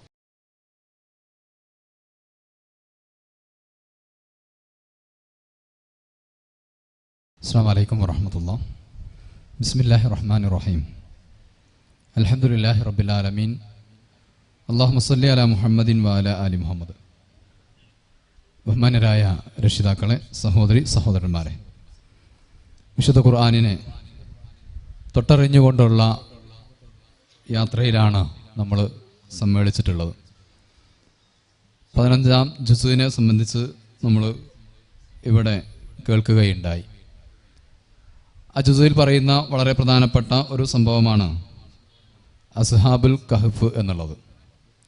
വിശുദ്ധ ഖുർആനിലെ 18-ാം അധ്യായമായ സൂറത്തുൽ കഹ്ഫിലെ 9 മുതൽ 26 വരെയുള്ള വചനങ്ങളിലാണ് അള്ളാഹു ഈ സംഭവം വിശദീകരിക്കുന്നത്. ഖുർആൻ മറ്റു പല ചരിത്രങ്ങളും ഖുർആനിൻ്റെ പല ഭാഗങ്ങളിലായി ആവർത്തിച്ച് പറഞ്ഞിട്ടുണ്ടെങ്കിലും ഈ ഒരു സംഭവം ഈ ഒരു സൂറത്തിൽ മാത്രമാണ് അള്ളാഹു പരാമർശിച്ചിട്ടുള്ളത്. അതും തുടക്കം മുതൽ അവസാനം വരെ ഒരുമിച്ച് പരാമർശിച്ചിട്ടുണ്ട് എന്നുള്ളത് ഇതിൻ്റെ ഒരു പ്രത്യേകതയാണ്. ഈ ഒരു സംഭവം അള്ളാഹു വിശുദ്ധ ഖുർആനിൽ അവതരിപ്പിക്കുവാനുണ്ടായിട്ടുള്ള പശ്ചാത്തലം എന്ന് പറയുന്നത് പ്രവാചകൻ സല്ലല്ലാഹു അലൈഹി വസല്ലമയുടെ പ്രവാചകത്വത്തെ ചോദ്യം ചെയ്തുകൊണ്ട് ഖുറൈശികളും അതുപോലെ മറ്റ് അവിശ്വാസികളായ ആളുകളൊക്കെ രംഗത്ത് വന്നിട്ടുണ്ടായിരുന്നു. പ്രവാചകനിൽ ആളുകൾ വിശ്വസിക്കുന്നത് തടയാൻ വേണ്ടി അവർ ആവുന്ന കാര്യങ്ങളൊക്കെ നിരന്തരം ചെയ്തുകൊണ്ടിരുന്നു. എന്നിട്ടും പ്രവാചകന്റെ കൂടെ ആളുകൾ കൂടുന്നു, വിശ്വാസികൾ കൂടുന്നു എന്നുള്ളത് ആ വിഭാഗം ആളുകളിൽ വലിയ ആദി ഉളവാക്കിയിരുന്നു. ആളുകളെ ഇനി എന്ത് തന്ത്രം ഉപയോഗിച്ചുകൊണ്ട് മുഹമ്മദിൽ നിന്ന് തടയാൻ സാധിക്കും എന്നുള്ള അന്വേഷണത്തിന്റെ ഭാഗമായി ഖുറൈശി നേതാക്കൾ യഹൂദി പണ്ഡിതന്മാരുമായിട്ട് ചർച്ച നടത്തുന്നുണ്ട്. ആ ചർച്ചയിൽ യഹൂദി പണ്ഡിതന്മാർ ഖുറൈശി നേതാക്കളോട് പറയുന്നത്, നിങ്ങൾ ഈ പറയുന്ന വ്യക്തി യഥാർത്ഥ പ്രവാചകനാണോ എന്ന് തിരിച്ചറിയാൻ നിങ്ങൾ 3 കാര്യങ്ങളെക്കുറിച്ച് അദ്ദേഹത്തോട് ചോദിച്ചാൽ മതി. ആ കാര്യങ്ങളെക്കുറിച്ച് അദ്ദേഹം കൃത്യമായി മറുപടി പറയുകയാണെങ്കിൽ അദ്ദേഹം യഥാർത്ഥമായ പ്രവാചകനാണ്. അങ്ങനെ പറഞ്ഞ് അവരെ തെര്യപ്പെടുത്തിയിരിക്കുന്ന 3 വിഷയങ്ങളിൽപ്പെട്ട ഒന്നാണ് നൂറ്റാണ്ടുകൾക്ക് മുമ്പ് ഗുഹയിൽ അകപ്പെട്ടു പോയിരിക്കുന്ന ഗുഹാവാസികളുടെ സംഭവം. അതിനെക്കുറിച്ച് അവർ ആ പ്രവാചകനോട് ചോദിക്കുക. അതോടൊപ്പം തന്നെ വലിയ പട നയിച്ചിരുന്ന ഒരു രാജാവ് ഉണ്ടായിരുന്നു, അദ്ദേഹത്തെക്കുറിച്ച് ചോദിക്കുക. 3-ാമത്തെ ഒരു വിഷയം അവർ പറഞ്ഞു കൊടുത്തത് എക്കാലത്തും മനുഷ്യർക്കിടയിൽ ഏറെ ചർച്ച ഉണ്ടായിട്ടുള്ള, അന്വേഷണങ്ങൾ ഉണ്ടായിട്ടുള്ള, പലതരത്തിലുള്ള സംവാദങ്ങൾ നടന്നിട്ടുള്ള മനുഷ്യന്റെ ജീവനുമായി ബന്ധപ്പെട്ട, ആത്മാവുമായി ബന്ധപ്പെട്ട വിഷയമാണ് റൂഹിനെ കുറിച്ച് മുഹമ്മദിനോട് ചോദിക്കുക. ഈ ചോദ്യങ്ങൾക്ക് അദ്ദേഹം കൃത്യമായി മറുപടി പറയുകയാണ് എങ്കിൽ അദ്ദേഹം ഒരു യഥാർത്ഥ പ്രവാചകനാണ് എന്ന് നിങ്ങൾക്ക് മനസ്സിലാക്കാം എന്നാണ് യഹൂദി പണ്ഡിതർ ഖുറൈശി നേതാക്കൾക്ക് കൊടുത്തത്. അങ്ങനെ ആ യാത്ര കഴിഞ്ഞ് അവർ തിരിച്ചു വന്ന് പ്രവാചകനോട് ചോദിക്കുന്നുണ്ട്, എന്താണ് ഈ പറഞ്ഞ സംഭവങ്ങൾ എന്നൊക്കെ. അപ്പൊ ഈ അസ്ഹാബുൽ കഹ്ഫിന്റെ ചോദ്യത്തിന് പ്രവാചകൻ പറഞ്ഞിരിക്കുന്നത്, ഞാൻ നാളെ ഉത്തരം പറയാം എന്ന് പറഞ്ഞുകൊണ്ട് പ്രവാചകൻ അവരെ തിരിച്ചയക്കുന്നുണ്ട്. പക്ഷെ പ്രവാചകൻ വിചാരിച്ചത് അള്ളാഹു പെടുന്നനെ വഹി ഇറക്കി തരും, ഇവർക്ക് മറുപടി കൊടുക്കാമെന്നൊക്കെയായിരുന്നു. നാളെ എന്ന് പറഞ്ഞ് അന്നുണ്ടായില്ല, അടുത്ത ദിവസം ഉണ്ടായില്ല, 15 ദിവസത്തോളം ആ ഒരു വിഷയത്തിൽ കാത്തിരിക്കേണ്ടി വന്നു എന്നാണ്. ഈ സമയത്തൊക്കെ ശത്രുക്കളായ ആളുകൾ പരമാവധി പ്രവാചകൻ സല്ലല്ലാഹു അലൈഹി വസല്ലമയെ കളിയാക്കുവാൻ, അദ്ദേഹത്തെ പരിഹസിക്കുവാൻ, പ്രവാചകന് ഇറങ്ങുന്ന വഹി ഇപ്പം ഇല്ല, കള്ളൻ തന്നെയാണ് എന്ന് ഉറപ്പായിട്ടുണ്ട് എന്നൊക്കെ പറയുന്ന രൂപത്തിലുള്ള പ്രചരണങ്ങളുമായിട്ട് അവർ രംഗത്തിറങ്ങിയിരുന്നു. അങ്ങനെ ഇരിക്കുന്ന സന്ദർഭത്തിലാണ് 15-ാമത്തെ ദിവസം അള്ളാഹു ഈ സൂറത്ത് പ്രവാചകൻ സല്ലല്ലാഹു അലൈഹി വസല്ലമക്ക് ഇറക്കി കൊടുക്കുന്നത്. ഇനി ആരാണ് അസ്ഹാബുൽ കഹ്ഫ്? ഒന്ന്, അസ്ഹാബുൽ കഹ്ഫ് എന്ന് പറയുന്നത് അവർ യുവാക്കളാണ്, പ്രായത്തിൽ യുവത്വത്തിൽ നിൽക്കുന്ന ആളുകളാണ്. ആ നാട്ടിലുണ്ടായിരുന്ന രാജാവ് മനുഷ്യരെല്ലാം വിഗ്രഹ ആരാധകരായിരിക്കണം, ഏകദൈവ വിശ്വാസത്തിൽ നിന്ന് മാറി വിഗ്രഹങ്ങളെ ആരാധിക്കുന്നതിലേക്ക് വരണം, ആ ശൈലി സ്വീകരിക്കണമെന്ന് നിർബന്ധിച്ചിരുന്നു. അതിനെ എതിർക്കുന്ന ആളുകളൊക്കെ നിഷ്കരണം വധിച്ചു കളഞ്ഞു. ഏകദൈവ വിശ്വാസത്തെ ആരെങ്കിലും പ്രോത്സാഹിപ്പിക്കുകയാണ് എങ്കിൽ, അതിനെ ആരെങ്കിലും അനുകൂലിക്കുകയാണെങ്കിൽ അത്തരത്തിലുള്ള ആളുകളെ നശിപ്പിച്ചു കളഞ്ഞുകൊണ്ട് വിഗ്രഹ ആരാധന സ്ഥാപിക്കുന്നതിനുള്ള പടയോട്ടമായിരുന്നു അദ്ദേഹം നടത്തിയിരുന്നത്. ആ ഇടയിലാണ് ഈ ഏതാനും യുവാക്കൾ, അവർ തൗഹീദിന്റെ ആളുകളായിക്കൊണ്ട് ഏകദൈവ വിശ്വാസത്തിന്റെയും ആരാധനയുടെയും ആളുകളായിക്കൊണ്ട് നിലകൊള്ളുന്നത്. യുവാക്കളല്ലേ എന്ന കാരണത്താൽ ഈ രാജാവ് അല്പസമയം കൂടി അവർക്ക് കൊടുക്കുന്നുണ്ട്. ബാക്കിയുള്ള ആളുകളോടൊക്കെ ചോദിക്കുക, അവർക്കെതിരെ നടപടി സ്വീകരിക്കുക എന്ന സമീപനമായിരുന്നുവെങ്കിൽ ഇവർ യുവാക്കളായതുകൊണ്ട് അല്പസമയം കൂടെ അവർക്ക് സമയം കൊടുക്കുന്നു. നിങ്ങൾക്ക് സമയമുണ്ട്, ആലോചിക്കാം, ചിന്തിക്കാം, തീരുമാനം മാറ്റാം എന്ന് പറഞ്ഞുകൊണ്ട് ചില സാവകാശം കൊടുക്കുന്നു. ആ ഒരു സാവകാശം കൊടുത്തുകൊണ്ട് ഈ രാജാവ് വേറെ വലിയ ഒരു യാത്രക്ക് പോവുകയാണ്. ആ യാത്ര കഴിഞ്ഞ് തിരിച്ചു വന്നിട്ട് വീണ്ടും അദ്ദേഹം ഈ യുവാക്കളെ കുറിച്ച് അന്വേഷിക്കുന്നുണ്ട്. ഈ യുവാക്കളെ അന്വേഷിച്ച് അവരുടെ അവസ്ഥ എന്താണ്, അവർ മാറിയിട്ടുണ്ടോ, അല്ലെങ്കിൽ പഴയ ആശയത്തിൽ തന്നെയാണോ നിൽക്കുന്നത് എന്നുള്ളത്. രാജാവ് തങ്ങളെ പിടികൂടാൻ ആവശ്യമായ ക്രമീകരണങ്ങൾ നടത്തുന്നുണ്ട്, തങ്ങളെക്കുറിച്ച് ആലോചിക്കുന്നുണ്ട് എന്ന് അറിഞ്ഞ യുവാക്കൾ അവിടെ നിന്ന് ഒരു ഗുഹയിലേക്ക് പോയി അഭയം തേടുകയാണ്. ഇവരാണ് അസ്ഹാബുൽ കഹ്ഫ്.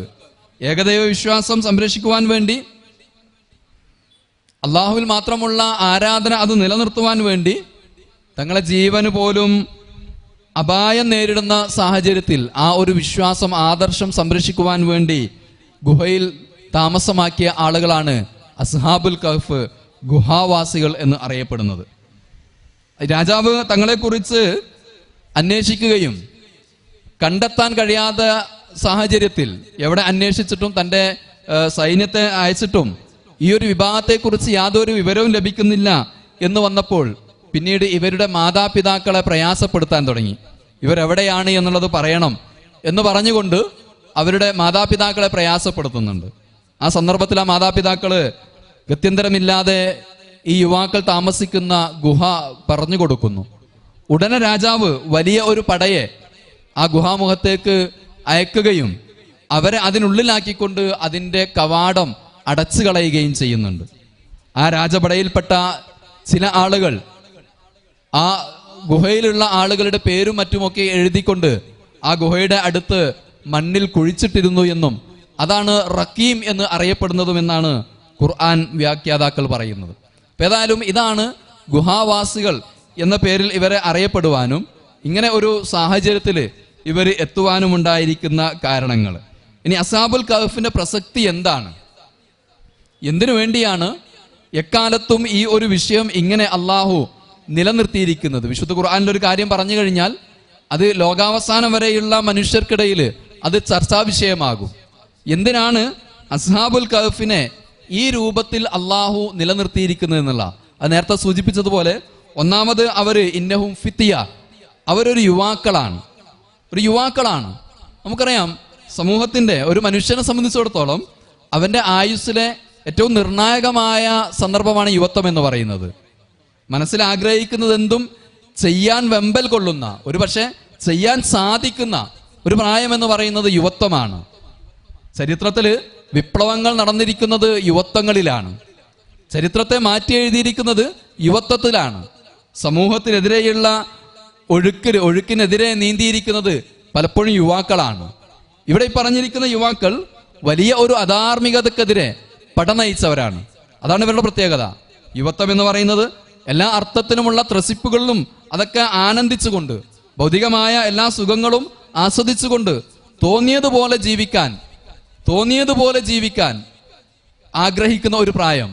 ആ പ്രായത്തിലാണ് അസ്ഹാബുൽ കഹ്ഫ് അതെല്ലാം വെടിഞ്ഞുകൊണ്ട് അള്ളാഹുവിന്റെ ഏകത്വത്തെ സ്ഥാപിക്കുവാനും അതിന്റെ പ്രചാരകരായി തീരുവാനും വേണ്ടി അവർ മെനക്കെട്ടിട്ടുള്ളത്. അതുതന്നെയാണ് ഈ ഒരു സംഭവത്തിന്റെ കാതലായിരിക്കുന്ന വശവും.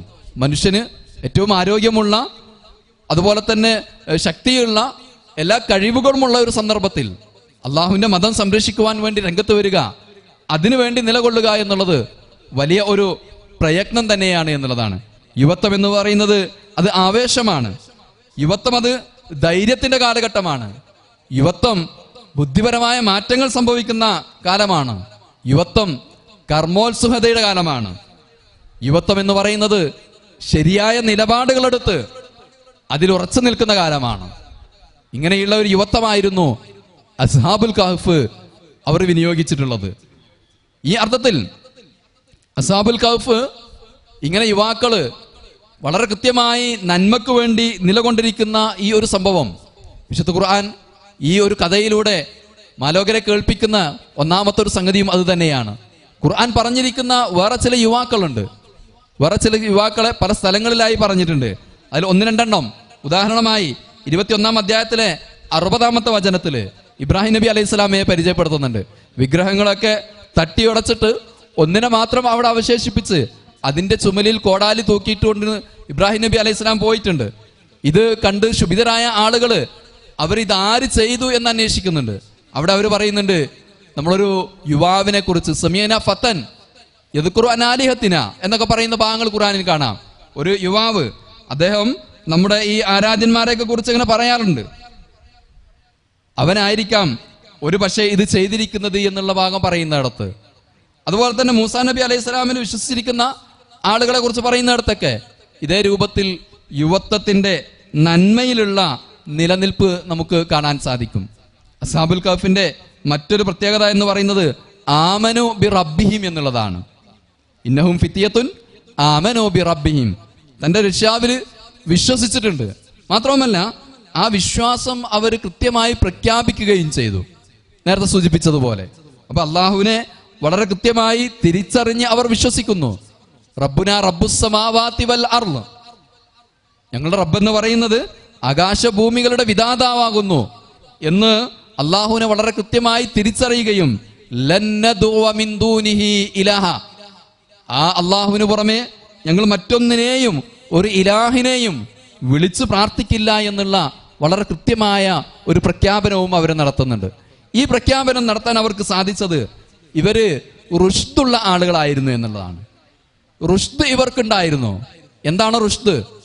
ഇത് അവർ നാഥനോട് ചോദിച്ചു വാങ്ങിയതാണ്. വഹയ്യി ലനാ മിൻ അംരിനാ റഷദ, ഞങ്ങളുടെ കാര്യങ്ങളിലൊക്കെ ഞങ്ങൾക്കൊരു റുഷ്ദ് നീ നൽകണമെന്ന് പറഞ്ഞുകൊണ്ട് അവര് അള്ളാഹുവിനോട് പ്രാർത്ഥിച്ചത് നമുക്ക് കാണാൻ സാധിക്കും. റുഷ്ദ് എന്ന് പറയുന്നത് അത് ചില നേരായ കാര്യങ്ങളിൽ സംഭവങ്ങളിലൊക്കെ വളരെ കൃത്യമായ നിലപാടുകൾ എടുക്കുവാനുള്ള കഴിവാണ്. റുഷ്ദ് എന്ന് പറയുന്നത് അത് വിവേകമാണ്. റുഷ്ദ് എന്ന് പറയുന്നത് അത് തൻ്റെ ഇടമാണ്. റുഷ്ദ് അത് സന്മാർഗമാണ്. റുഷ്ദ് അത് ശരിയായ നിലപാടാണ്. ഒരു യുവത്വത്തിനുണ്ടായിരിക്കേണ്ട, ഒരു മനുഷ്യന്റെ വ്യക്തിത്വത്തിനുണ്ടായിരിക്കേണ്ട എല്ലാ ഗുണങ്ങളും സമ്മേളിക്കുന്ന ഒരു മഹാഗുണമാണ് റുഷ്ദ് എന്ന് പറയുന്നത്. പലപ്പോഴും ആളുകൾക്ക് നഷ്ടപ്പെടുന്നത്, ആളുകളുടെ വിവേകം നഷ്ടപ്പെടുത്തുന്നത് ഈ ഒരു ക്വാളിറ്റി നഷ്ടപ്പെടുന്നത് കൊണ്ടാണ്. ഗുഹാവാസികളാകട്ടെ അള്ളാഹുവിനോട് ചോദിച്ചു വാങ്ങിയിരിക്കുന്ന, അവർക്ക് ഉണ്ടാകണമെന്ന് അവർ ആഗ്രഹിച്ചിരുന്ന, അള്ളാഹു നൽകിക്കൊണ്ടിരിക്കണമെന്ന് അവർ ആഗ്രഹിച്ച ഈ റുഷ്ദ് അത് അവർക്ക് കൃത്യമായി ഉണ്ടാകുകയും ചെയ്തിരുന്നു. ഇത് യുവത്വത്തിന് വളരെ കൃത്യമായി ഉണ്ടാകേണ്ടതാണ്. പലപ്പോഴും ഇന്നത്തെയൊക്കെ യുവത്വം എന്ന് പറയുന്നത് അത് വഴിതെറ്റിപ്പോകുന്നുണ്ട് എങ്കിൽ അതിന്റെ ഒരു പ്രധാന കാരണം ഈ റുഷ്ദ് അത് ഉൾക്കൊള്ളാൻ കഴിയുന്നില്ല എന്നുള്ളത് കൊണ്ടാണ്. മറ്റൊന്ന്, നിശ്ചയദാർഢ്യമുള്ള ആളുകളായിരുന്നു. വറബത്ന അലാ ഖുലൂബിഹിം, ആ ഗുഹാവാസികളെ കുറിച്ച് ഖുർആൻ പ്രഖ്യാപിക്കുന്നത് നേരത്തെ പറഞ്ഞിരിക്കുന്ന സത്യമാർഗത്തിൽ അത് ഉൾക്കൊണ്ടതുകൊണ്ട്, അത് കൃത്യമായി തുറന്നു പറഞ്ഞതുകൊണ്ട്, അത് നിലപാടായി പ്രഖ്യാപിച്ചതുകൊണ്ട് അള്ളാഹു അവരെ ശക്തിപ്പെടുത്തി എന്നുള്ള. വറബത്ന അലാ ഖുലൂബിഹിം, റബത്ത് എന്ന് പറഞ്ഞാൽ കൂടുതൽ ശക്തമായിട്ട് കൂട്ടിച്ചേർക്കുക എന്നുള്ളതാണ്. റാബിത്തത്ത് സംഘടനക്ക് നമ്മൾ പറയാറുണ്ട്. കൂടുതൽ ആളുകൾ കൂടിച്ചേരുന്നതാണല്ലോ സംഘടന എന്ന് പറയുന്നത്. അവിടെ ശക്തിയാണ്, മനുഷ്യന്റെ ശക്തി അത് കൂടിച്ചേരുകയാണ്. ആ രൂപത്തിൽ ഈ യുവാക്കൾക്ക് നന്മയിൽ നിലനിൽക്കുവാൻ ആവശ്യമായ മാനസികമായ എല്ലാ തരത്തിലുമുള്ള ശക്തിയും അള്ളാഹു അവർക്ക് നൽകി. അങ്ങനെ ഒരു നിശ്ചയദാർഢ്യം അവർക്കുണ്ടായിരുന്നു എന്നുള്ളതാണ്. മറ്റൊന്ന്, ഇവരുടെ പ്രത്യേകതയായിട്ട് ഈ ഒരു നന്മയിൽ നിലകൊണ്ടപ്പോൾ അവർക്ക് അള്ളാഹു കൊടുത്തിരിക്കുന്നത് യൻഷുർ ലക്കും റബ്ബുക്കും മിർ റഹ്മതി, അള്ളാഹു അവന്റെ അനുഗ്രഹത്തിൽ നിന്ന് ഒരുപാട് അവർക്ക് നൽകി എന്നുള്ളതാണ്. അള്ളാഹുവിന്റെ മാർഗത്തിൽ ഉറച്ചു നിന്നാൽ, ജീവിതത്തിൽ കൃത്യമായി അള്ളാഹു പറഞ്ഞിരിക്കുന്ന നിയമനിർദ്ദേശങ്ങൾ പാലിക്കുകയാണ് എങ്കിൽ, അഥവാ തഖ്വ പുലർത്തിക്കൊണ്ട് ജീവിക്കുകയാണെങ്കിൽ എന്തുണ്ട് നേട്ടം എന്നതിന്റെ ഒരു ഉത്തരം കൂടിയാണ് അസ്ഹാബുൽ കഹ്ഫിന്റെ ചരിത്രം. അതുവരെ പ്രയാസങ്ങൾ അകപ്പെട്ടിരുന്ന ആളുകൾക്ക് അള്ളാഹു ഒരുപാട് തരത്തിലുള്ള അനുഗ്രഹങ്ങൾ നൽകിയിട്ടുണ്ട്. ഇത് അള്ളാഹുവിന്റെ വാഗ്ദാനമാണ്. വമയ്യത്തഖില്ലാഹ യജ്അൽ ലഹു മഖ്റജ. ആരെങ്കിലും അള്ളാഹുവിനെ കൃത്യമായി സൂക്ഷിക്കുകയാണ് എങ്കിൽ അവന് എല്ലാ കാര്യങ്ങളിലും അള്ളാഹു ഒരു മഖ്റജ് നൽകും, ഒരു എക്സിറ്റ് നൽകും, അല്ലെ, ഒരു തുറവി, ഒരു വഴി കാണിച്ചു കൊടുക്കും എന്നുള്ളതാണ്. വയർസുഖുഹു മിൻ ഹൈസു ലാ യഹ്തസിബ്. അവൻ ആഗ്രഹിക്കാത്ത രൂപത്തിൽ അള്ളാഹു അവന് ഉപജീവനം നൽകുകയും ചെയ്യുമെന്നുള്ളതാണ്. ഇത് തഖ്വ പുലർത്തുന്ന ആളുകൾക്ക്, അള്ളാഹുവിനെ വേണ്ട രൂപത്തിൽ ജീവിതത്തിൽ സൂക്ഷിക്കുന്ന ആളുകൾക്ക് ലഭിക്കുന്നതാണ്. ഇനി അള്ളാഹുവിനെ ആ രൂപത്തിൽ ഉൾക്കൊള്ളുകയാണ് എങ്കിൽ അള്ളാഹു അത്തരത്തിലുള്ള ആളുകൾക്ക് സമൂഹത്തിൽ ആദരവ് നൽകുമെന്നാണ്. അള്ളാഹുവിനെ സൂക്ഷിച്ച് ജീവിക്കുന്ന ആളുകൾ, അവർക്ക് വേറെ പല കുറവുകളും ഒരുപക്ഷെ ഭൗതികമായ കണ്ണിലൂടെ നോക്കുമ്പോൾ നമുക്ക് തോന്നിയാലും അള്ളാഹു അവർക്ക് ആദരവ് നൽകും, അള്ളാഹു അവർക്ക് അംഗീകാരം നൽകും. ഈ സംഭവം പറയുന്നതിനിടക്ക് തന്നെ ഈ സൂറത്തിന്റെ 20-ാമത്തെ ആയത്തിൽ ലനത്തഖിദ അലൈഹിം മസ്ജിദ ലനത്തഖിദന്നഹും മസ്ജിദ, ഈ ഗുഹാവാസികളെ തിരിച്ചറിഞ്ഞ് അവരെ ബഹുമാനിക്കുന്ന ആദരിക്കുന്ന ഒരു സംഘം വന്നപ്പോൾ അവർക്ക് അവരുടെ ബഹുമാന സൂചകമായി ഒരു പള്ളി പണിയണം, ഒരു കെട്ടിടം പണിയണം എന്ന് പറഞ്ഞിരിക്കുന്ന ഒരു പ്രഖ്യാപനമുണ്ട്. ഒരു കാലത്ത് ആളുകൾ ഒന്നാകെ ആക്രമിച്ച് അകറ്റിയിരുന്ന ഒരു സമൂഹത്തെ ഈ രൂപത്തിൽ ആളുകൾ ഏറ്റെടുക്കുന്ന തലത്തിലേക്ക് അള്ളാഹു അവർക്ക് ആദരവും അംഗീകാരവും നൽകുന്നു എന്നുള്ളതാണ്. പക്ഷേ അവിടെ ഒരു ഇസ്ലാമികമായ അധ്യാപനം കൃത്യമായി നമ്മൾ മനസ്സിലാക്കേണ്ടതുണ്ട്. ആദരവുകൾ ഒരിക്കലും ആരാധനകളാകാൻ പാടില്ല എന്നുള്ളതാണ്. ആദരവുകൾ ഒരിക്കലും ആരാധനകളാകാൻ പാടില്ല. ഈ പറഞ്ഞിരിക്കുന്ന ആളുകൾ അവരുടെ ആദരവിൽ അതിര് കവിഞ്ഞ് അവരുടെ ഖബറിന് മുകളിൽ, ആ ഗുഹക്ക് മുകളിൽ ഒരു പള്ളി പണിയുന്ന ഒരു അവസ്ഥയിലേക്ക് പോയപ്പോഴേ അത് ആ ആളുകളുടെ വിശ്വാസമായിട്ട്, അവരുടെ പ്രവർത്തനമായിട്ട് മാത്രമാണ് ഖുർആൻ അവിടെ പരിചയപ്പെടുത്തിയിരിക്കുന്നത്. ഇസ്ലാമിന്റെ നയമല്ല. ഇസ്ലാമിന്റെ നയം എന്ന് പറയുന്നത് ഏത് മനുഷ്യനാകട്ടെ, അവൻ മരിച്ചു കഴിഞ്ഞാൽ, അവനെ ഖബറടക്കി കഴിഞ്ഞാൽ ആ ഖബറിന് മുകളിൽ കെട്ടിടങ്ങൾ ഉണ്ടാക്കുവാനോ അവിടെ വേറെ എന്തെങ്കിലും രൂപത്തിലുള്ള ഏർപ്പാടുകൾ ചെയ്യാനോ യാതൊരു തരത്തിലുമുള്ള അനുവാദവുമില്ല എന്നുള്ളതാണ്. പ്രവാചകൻ സല്ലല്ലാഹു അലൈഹി വസല്ലം അദ്ദേഹത്തിന്റെ ജീവിതത്തിന്റെ അവസാന സമയങ്ങൾ നടത്തിയിരിക്കുന്ന ഒരു പ്രഖ്യാപനമുണ്ടല്ലോ, ലഅനല്ലാഹു തആല അൽ യഹൂദ വൻ നസ്വാറ ഇത്തഖദൂ ഖുബൂറ അംബിയാഇഹിം മസാജിദ. അല്ലാഹു ജൂത ക്രിസ്ത്യാനികളെയൊക്കെ ശപിച്ചിട്ടുണ്ട്. കാരണം എന്താണ്? അവരവരുടെ പ്രവാചകന്മാരുടെ ഖബറുകളെയൊക്കെ പള്ളികളാക്കി, ആരാധനാ സ്ഥലങ്ങളാക്കി എന്നുള്ളതാണ്. വേറെയും ഹദീസുകൾ നമുക്ക് കാണാൻ കഴിയും. അല വഇന്നഹു മൻ കാന ഖബലകും കാനൂ യത്തഖിദൂന ഖുബൂറ അംബിയാഇഹിം മസാജിദ ഫഇന്നി അൻഹാകും അൻ ദാലിക്. നിങ്ങൾ അറിയണം, നിങ്ങൾക്ക് മുമ്പുണ്ടായിരുന്ന ആളുകൾ അവരുടെ പ്രവാചകന്മാരുടെ ഖബറുകളെയൊക്കെ ആരാധനാ സ്ഥലങ്ങളായി സ്വീകരിച്ചിരുന്നു. തീർച്ചയായും ആ ഒരു വസ്തുത ഞാൻ നിങ്ങൾക്ക് വിരോധിക്കുകയാണ് എന്ന് പറഞ്ഞുകൊണ്ട് ആ ഒരു വസ്തുത വളരെ കൃത്യമായിക്കൊണ്ട് ഖബറുകളോടുള്ള ഇസ്ലാമിന്റെ സമീപനം എന്താണ് എന്നുള്ളത് പ്രവാചകൻ സല്ലല്ലാഹു അലൈഹി വസല്ലം നമുക്ക് പഠിപ്പിച്ചതെന്നാണ്. അപ്പോൾ ആളുകളെ ആദരിക്കാം, ബഹുമാനിക്കാം, പക്ഷെ അതൊരിക്കലും അതിരുവിട്ട് ആരാധനയിലേക്കോ അങ്ങനെയുള്ള ഒരു മനസ്ഥിതിയിലേക്ക് പോകാൻ പാടില്ല എന്നുള്ളത് ഈ ഒരു വിഷയമായിക്കൊണ്ട് നമുക്ക് ഇതിൽ നിന്ന് മനസ്സിലാക്കാം, അല്ലെങ്കിൽ ഇതിലേക്ക് ചേർത്ത് മനസ്സിലാക്കേണ്ടതാണ്. മറ്റൊന്ന്, ഞാൻ സമയം കുറവായതുകൊണ്ട് ഓടിച്ചു പോവുകയാണ്. നമ്മുടെ വിശാലമായ പഠനത്തിന് ഇത് വിധേയമാക്കേണ്ടതാണ്. ഈ വിഷയവുമായി ബന്ധപ്പെട്ടുകൊണ്ട് നമ്മൾ മനസ്സിലാക്കേണ്ട മറ്റൊരു കാര്യം ഇൻഷാ അള്ളയുടെ ഉപയോഗവും പറച്ചിലുമാണ്. നേരത്തെ സൂചിപ്പിക്കുകയുണ്ടായി. പ്രവാചകൻ സല്ലല്ലാഹു അലൈഹി വസല്ലം, ഞാൻ ആദ്യം സൂചിപ്പിച്ചല്ലോ, ഈ ഖുറൈശികളായ ആളുകൾ പ്രവാചകന്റെ അടുത്ത് വന്നുകൊണ്ട് ഈ വിഷയത്തിൽ കാര്യങ്ങൾ ചോദിച്ചപ്പോൾ പ്രവാചകൻ ഇൻഷാ അള്ള പറയാതെ ഞാൻ നാളെ പറയാമെന്ന് പറഞ്ഞു. ഒരുപക്ഷെ അവിടെ ആ ഒരു കുറച്ച് ഗ്യാപ്പ്, ഒരു 15 ദിവസത്തോളൊക്കെ ഗ്യാപ്പ് ഉണ്ടായത് പ്രവാചകന്റെ ആ നടപടിയെ തിരുത്തുവാനുള്ളതായിരിക്കാം എന്ന് പോലും പണ്ഡിതാഭിപ്രായമുണ്ട്. ഏതായാലും നമുക്കവിടെ ഉൾക്കൊള്ളാനുള്ള ഒരു സംഗതി എന്ന് പറഞ്ഞാൽ, ഭാവിയുമായി ബന്ധപ്പെട്ട എന്തൊരു സംസാരം നമ്മൾ നടത്തുകയാണെങ്കിലും ഞാനത് ചെയ്യാം, ഞാനത് പോകാം, വരാം, ഇങ്ങനെയാകാം എന്നൊക്കെ നമ്മൾ ഭാവിയുമായി ബന്ധപ്പെട്ട ഒരു കാര്യം പറയുകയാണെങ്കിൽ അവിടെ ഇൻഷാ അള്ളാഹുവിന്റെ തൗഫീഖ് ഉണ്ട് എങ്കിൽ, അള്ളാഹുവിന്റെ നിശ്ചയമുണ്ട് എങ്കിൽ ആ ഒരു സംഗതി നടക്കും, അല്ലെങ്കിൽ അത് ചെയ്യും എന്ന രൂപത്തിലുള്ള പ്രഖ്യാപനമായിരിക്കണം വിശ്വാസികളിൽ നിന്നുണ്ടാകേണ്ടത്. കാരണം അടുത്ത നിമിഷം എന്ത് സംഭവിക്കുന്നു, എങ്ങനെയാകും എന്നുള്ളതിനെ കുറിച്ച് യാതൊരു അറിവുമില്ലാത്തവരാണ് നമ്മൾ. അതുകൊണ്ട് ആ രൂപത്തിൽ ഇൻഷാ അല്ലാ പറയണം. ചില ഫിഖ്ഹി ചർച്ചകളിലൊക്കെ ഇൻഷാ അല്ലാ പറഞ്ഞിട്ട് ഒരു കരാറ് നടത്തുക, എന്നിട്ട് അത് പൂർത്തീകരിക്കാതിരുന്നാൽ കുറ്റമുണ്ടോ എന്ന് വരെയൊക്കെയുള്ള ചർച്ചകളൊക്കെ നടക്കുന്നുണ്ട്. അത് വേറൊരു ഭാഗം. അങ്ങനെയല്ല, ആ രൂപത്തിലല്ല. നമ്മൾ കാര്യത്തെ പറയുമ്പോൾ ഇൻഷാ അല്ലാ പറഞ്ഞുകൊണ്ട് നമ്മൾ പറയുക, എന്നിട്ട് അതിനുവേണ്ടി പ്രവർത്തിക്കുക. അത് നടന്നില്ല എങ്കിൽ നമ്മളവിടെ മനസ്സിലാക്കേണ്ടത് അള്ളാഹുവിന്റെ വിധിയാണ്. അതിൽ നല്ലത്, ഞാൻ പറഞ്ഞതിലും നല്ലത് നടക്കുവാൻ അള്ളാഹു ഉദ്ദേശിക്കുന്നു. അതുകൊണ്ട് ഇത് നടന്നില്ല എന്ന രൂപത്തിലായിരിക്കണം നമ്മുടെ വിശ്വാസത്തെ ഒന്നുകൂടെ സുദൃഢമാക്കുവാനായിരിക്കണം ഈ ഒരു രംഗം നമുക്ക് ഉപയോഗപ്പെടുത്തേണ്ടത്. സൂചിപ്പിച്ചത് ഏതൊരു കാര്യവും ഭാവിയുമായി ബന്ധപ്പെട്ടുകൊണ്ട് നമ്മൾ പറയുകയാണെങ്കിൽ അവിടെ ഇൻഷാ അല്ലാ പറയണം എന്നുള്ള ഒരു നല്ല ഗുണപാഠം കൂടെ ഈ വിഷയത്തിലൂടെ നമുക്ക് ഉൾക്കൊള്ളാൻ സാധിക്കും. അവസാനമായി അദൃശ്യമായ കാര്യങ്ങൾ അത് അള്ളാഹുവിന് മാത്രമാണ് അറിയുക. അദൃശ്യജ്ഞാനം അള്ളാഹുവിന് മാത്രമാണ്. ഈ ഒരു സംഭവം വിശദീകരിച്ചപ്പോൾ അന്ന് പ്രവാചകന്റെ കാലത്തുണ്ടായിരുന്ന ആളുകൾക്കിടയിലുള്ള പ്രധാനപ്പെട്ട ചർച്ച എന്ന് പറയുന്നത് ഈ അസ്ഹാബുൽ കഹ്ഫ് അവർ ഏത് കാലത്ത് ജീവിച്ചവരാണ്, അവരെത്ര ആളുകൾ ഉണ്ടായിരുന്നു, എവിടെയായിരുന്നു, ഇങ്ങനെയുള്ള കുറെ ബാഹ്യമായ കാര്യത്തിലായിരുന്നു അവരുടെ ചർച്ച പോയിരുന്നത്. എന്നാൽ ഖുർആന് അത്തരം കാര്യങ്ങൾക്കൊന്നും യാതൊരു പ്രാമുഖ്യം കൊടുത്തിട്ടില്ല. അതിൽ നിങ്ങൾ തർക്കിക്കേണ്ട ആവശ്യമില്ല. അതിനൊരു വിധിയൊന്നും പറയുന്നില്ല. അവർ ഇത്ര ആളായിരുന്നു എന്ന് ഖണ്ഡിതമായിട്ട് പറയുന്നില്ല. അവർ ഇത്ര കാലമാണ് താമസിച്ചതെന്ന് ഖണ്ഡിതമായി പറയുന്നില്ല. മറിച്ച് ഈ സംഭവത്തിന്റെ ഗുണപാഠങ്ങളാണ് ഖുർആൻ നമുക്ക് മുമ്പിൽ വെക്കുന്നത്. ആ പറഞ്ഞിരിക്കുന്ന കാര്യങ്ങളൊക്കെ അത് അള്ളാഹുവിന് വളരെ കൃത്യമായിട്ട് അറിയും. ഗൈബ്, അദൃശ്യമായത് അത് അള്ളാഹുവിന് മാത്രമേ അറിയുകയുള്ളൂ. അവസാനമായി ഈ ഒരു അസ്ഹാബുൽ കഹ്ഫിൽ നിന്ന് നമുക്ക് ഉൾക്കൊള്ളുവാനുള്ളത് മഅരിഫത്ത്, അതായത് അള്ളാഹുവിനെ വളരെ കൃത്യമായി തിരിച്ചറിയുക. ഈമാൻ, ആ തിരിച്ചറിഞ്ഞ അള്ളാഹുവിനെ കൃത്യമായി വിശ്വസിക്കുക. ദിക്ർ, ആ വിശ്വസിച്ചിരിക്കുന്ന അള്ളാഹുവിനെ കുറിച്ചുള്ള ബോധം നിലനിർത്തുക. ദുആ, ആ അള്ളാഹുവിനോടുള്ള പ്രാർത്ഥന നിലനിർത്തുക, അവനോട് മാത്രം പ്രാർത്ഥിക്കുക.